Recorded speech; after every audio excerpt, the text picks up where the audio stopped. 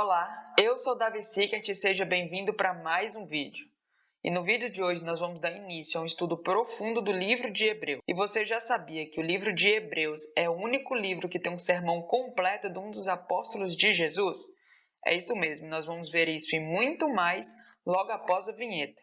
Mas já se inscreve no canal, deixa seu like e também ativa o sininho das notificações para não perder os próximos vídeos dessa série e de outras também. O primeiro ponto para a gente compreender o livro de Hebreus é entendê-lo que ele é um sermão. O próprio autor refere-se à sua mensagem em Hebreus 13:22 como uma palavra de exortação, um termo utilizado na época para descrever um sermão, uma pregação, que era feita tanto na sinagoga como nas igrejas da época. O outro ponto muito importante é entender quem é o autor dessa mensagem. E o mais provável é que o apóstolo Paulo tenha escrito, ou pelo menos pregado esse sermão, e alguém tendo redigido e enviado para as outras pessoas.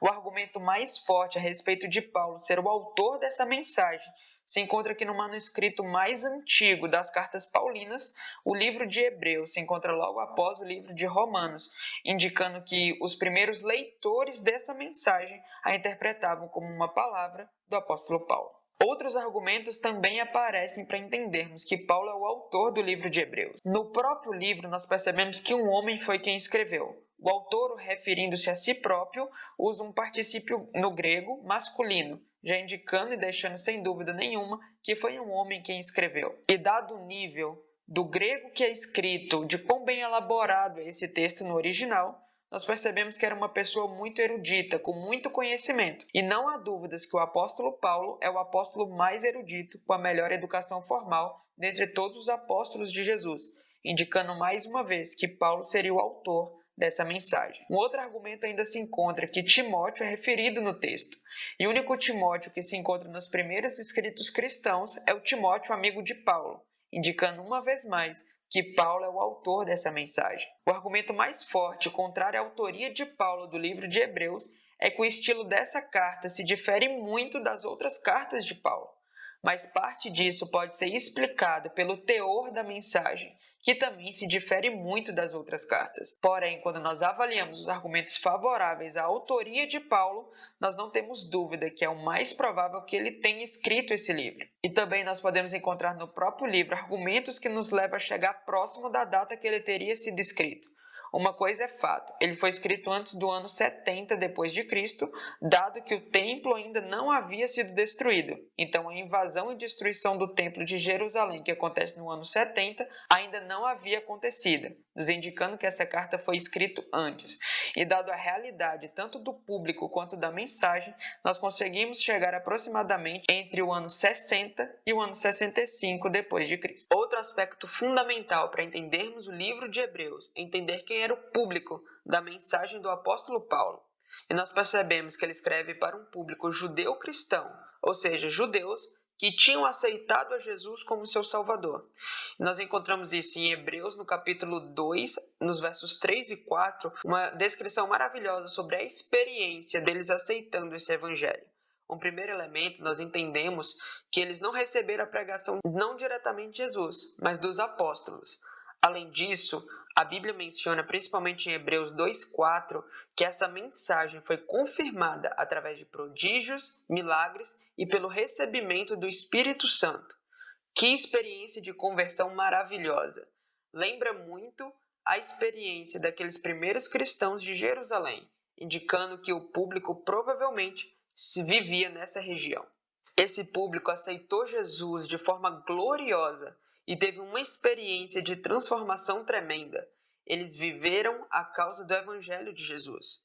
Tanto é que eles sofreram pelo nome de Jesus, enfrentaram uma longa batalha espiritual e ao longo de todo o livro de Hebreus descreve muito fortemente como foi essa batalha. Eles haviam sofrido bastante e perdido muito por conta disso. Em Hebreus, no capítulo 10, a partir do verso 32 ao verso 34, e também o capítulo 13, no verso 3, talvez faça uma síntese muito boa do que foi essa experiência de sofrimento pela causa de Jesus e também da vitória deles sobre esse sofrimento. Aquele público, eles, após receberem a mensagem de Jesus e permanecido firmes, sofreram muita humilhação e perseguição, tendo sofrido humilhação tanto física quanto verbal e também tendo seus bens confiscados. E muitos deles foram colocados na prisão. No momento onde esse sermão é pregado, onde essa carta é enviada, existe um público que havia permanecido fiel e vencido toda essa provação e essa dificuldade por muitos anos. Mas com o efeito disso tudo, estavam num ritmo que após uma longa batalha, eles estavam cansados e começando a desanimar e perder a sua fé. É uma realidade que é mais fácil sofrer e morrer como um mártir do que viver uma vida de santidade quando a batalha e a perseguição ela é muito longa. Nossa tendência é que quando nossas batalhas e dificuldades se estendem por muito tempo, nós começamos a desanimar e nos afastar da verdade cada vez mais.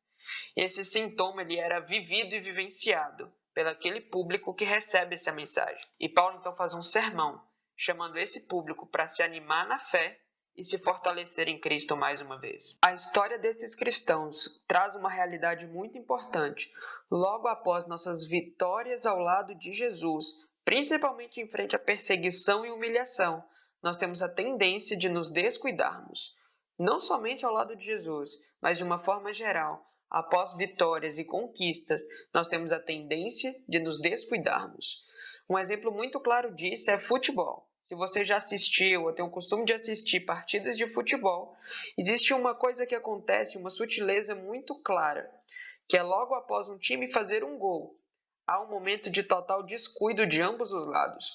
Ou aquele time acaba fazendo o segundo gol logo na sequência, ou ele acaba sofrendo um gol em alguns minutos. Esse é um exemplo de como logo após a vitória, representada ali pelo gol, nós temos o hábito de nos descuidarmos.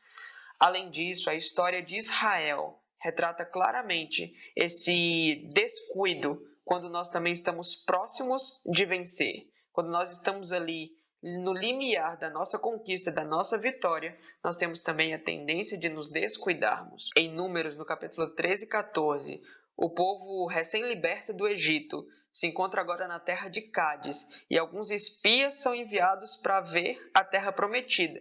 Esses espias voltam e fazem um relatório desencorajador para o povo. E aquele povo então fica com medo de possuir aquela terra. E então eles desconfiam do poder de Deus para dar aquela terra prometida a eles. E como consequência disso, toda aquela geração, com algumas poucas exceções, não entram na terra prometida. E 40 anos depois, também na terra de Cádiz, a história se repete para personagens diferentes. Ali, Moisés e Arão desobedecem a Deus e também ficam de fora da terra prometida. Uma vez mais, estavam eles no limiar de possuir essa promessa e eles se descuidam e falham. Essa é uma tendência nossa. Perto de conquistarmos grandes vitórias, nós temos a tendência de nos descuidarmos. Continuando com mais um exemplo da Bíblia, a história do profeta Elias, que se encontra em 1 Reis, no capítulo 19. E eu te aconselho a ler essa história com muita atenção, pois você poderá perceber como Deus cuida dos seus filhos desanimados.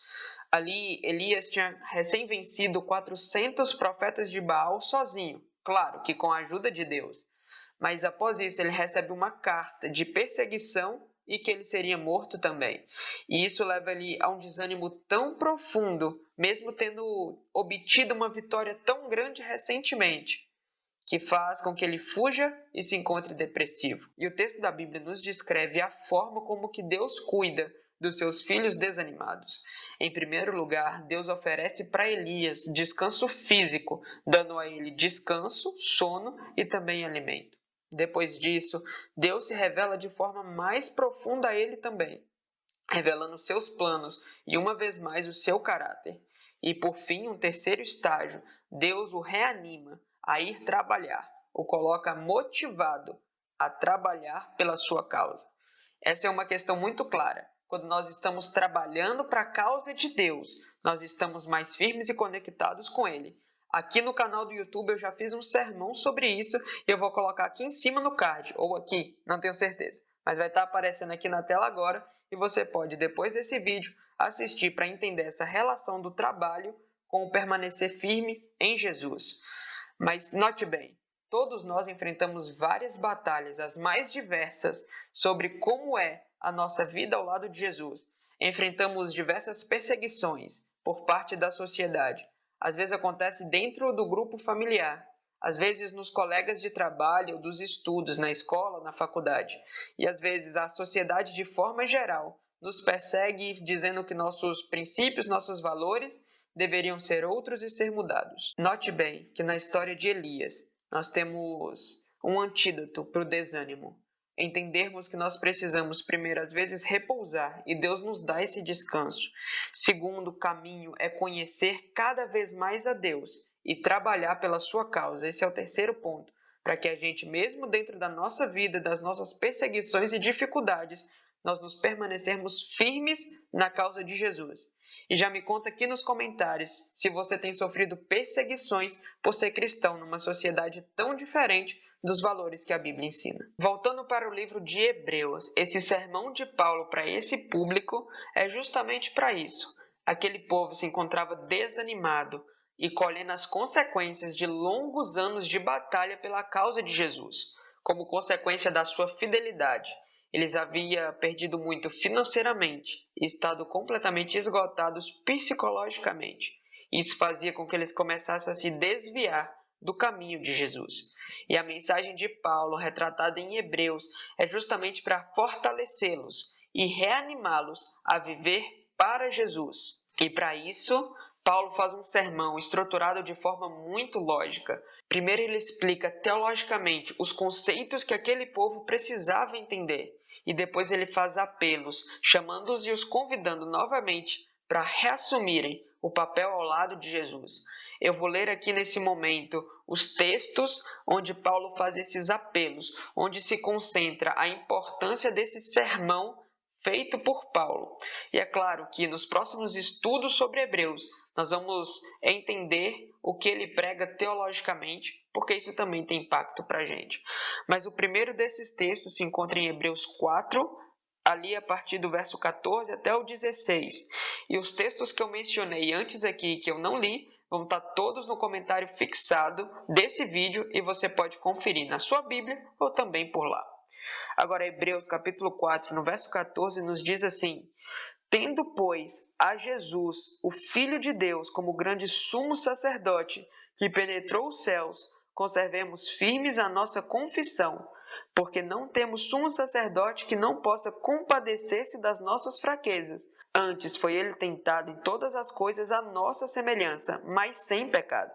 Acheguemo-nos, portanto, confiadamente junto ao trono da graça, a fim de recebermos misericórdia e acharmos graça para socorro em ocasião oportuna. Esse primeiro apelo de Paulo destaca dois elementos para que eles permanecessem firmes em Jesus. O primeiro é um convite para que eles mantivessem a sua fé, onde Paulo diz para que eles conservassem firmes a confissão deles, justamente aquilo que eles tinham feito, aceitado e vencido por Jesus, mesmo em frente a tamanha perseguição. E o segundo elemento destacado nesse apelo de Paulo é que nós podemos nos achegar com confiança a Jesus, porque ele já pagou o preço dos nossos pecados e já nos perdoou. Esse apelo feito para aquele grupo de cristãos há tantos anos atrás também é um apelo para mim e para você, onde nós devemos manter nossa fé em Jesus e lembrar sempre que nós podemos falar com Ele com confiança, porque Ele já pagou o preço dos nossos pecados. E o segundo apelo de Paulo se encontra no capítulo 10 de Hebreus, a partir do verso 19 até o verso 25. Nós iremos ler isso agora. Hebreus 10, a partir do verso 19, nos diz assim: Tendo, pois, irmãos, intrepidez para entrar no Santo dos Santos pelo sangue de Jesus, pelo novo e vivo caminho que ele nos consagrou pelo véu, isto é, pela sua carne, e tendo grande sacerdote sobre a casa de Deus, aproximemo-nos com sincero coração, em plena certeza de fé, tendo o coração purificado de má consciência e lavado o corpo com água pura. Guardemos firme a confissão da esperança, sem vacilar, pois quem fez a promessa é fiel. Consideremo-nos também uns aos outros, para nos estimularmos ao amor e às boas obras. Não deixemos de congregar-nos, como é costume de alguns. Antes façamos admoestações, e tanto mais quando vedes que o dia se aproxima. Nesse segundo apelo de Paulo, nós encontramos mais 3 ênfases que ele dá. Uma vez mais, ele nos diz que nós podemos nos achegar com confiança a Jesus, porque ele já pagou o preço dos nossos pecados. Depois disso, mais uma vez, ele nos orienta a conservarmos a nossa fé. E em um terceiro lugar, ele nos fala para cuidarmos e amarmos uns aos outros e para aconselharmos mutuamente. Paulo, então, está nos descrevendo, através das suas ênfases, aquelas atitudes que nós precisamos ter para conservarmos firmes a nossa fé de Jesus e vencermos os momentos de desânimo da nossa fé. Resumindo então, Paulo faz um sermão para um público que havia aceitado Jesus de forma gloriosa e depois sofrido muito por conta da perseguição por conta da sua fé. Dado isso, Paulo faz esse sermão para reanimá-los na fé e para que eles mantivessem firmes em Jesus. De forma resumida, somada às ênfases teológicas que Paulo apresenta em seus apelos, nós conseguimos extrair pelo menos 5 lições importantes e primordiais para nós também vencermos os desânimos da nossa vida e da nossa carreira cristã. O primeiro deles é que nós devemos nos firmar na verdade. Assim como eu já disse, eu vou deixar nos comentários os textos para que você possa ler e meditar depois. Mas a primeira das ênfases é que nós precisamos firmar na verdade. O segundo ponto é que nós podemos nos aproximar de Deus com a certeza que fomos perdoados e assim nós podemos chegar nele com confiança, porque Jesus já pagou o preço do nosso pecado. O terceiro ponto é que nós devemos nos aprofundar no conhecimento e no relacionamento com Deus, para termos um relacionamento cada vez melhor e mais profundo com Ele. Em quarto lugar, é que nós devemos nos preocupar e cuidar do outro. É que nós devemos nos animar mutuamente e também nos aconselharmos, para que assim nós sempre permanecermos juntos, firmes na fé. E o quinto e último conceito desse resumo é que nós não devemos parar de frequentar a igreja. Nós devemos ir à igreja com o objetivo de também aconselhar os nossos irmãos que podem estar desanimados. Por isso, agora eu quero falar para a sua vida. Se você se encontra desanimado, Paulo já te deu 5 remédios para que você se firme na fé mais uma vez. E nunca se esqueça, Jesus já morreu e pagou o preço do seu pecado. Por isso hoje, nesse momento, aceite esse apelo que vem do livro de Hebreus, através de Paulo, para você, de aceitar a se firmar na fé com Jesus mais uma vez e viver ao lado dele novamente. Siga esses 5 passos que Paulo já deixou e reanime-se na fé e jamais desanime, porque Paulo fala que nós estamos próximos da volta de Jesus e cada dia que passa isso se aproxima cada vez mais. Não deixe que esse sentimento de estarmos próximos da vitória seja um motivo para que você desanime. Se você já desanimou da fé, lembre-se, esse é o momento para você retomar. E se você está começando a desanimar, como o público de Hebreus, lembre-se, firme na fé e se aprofunde em Jesus. E jamais se esqueça de trabalhar pelo outro, porque assim você vai estar conectado com Jesus. Então, nós temos um encontro marcado na segunda-feira para o nosso segundo estudo profundo do livro de Hebreus. Já se inscreve no canal e ative o sininho das notificações para você não perder esse vídeo. Já curte, compartilha e comenta para que esse vídeo chegue mais pessoas e eu te espero lá.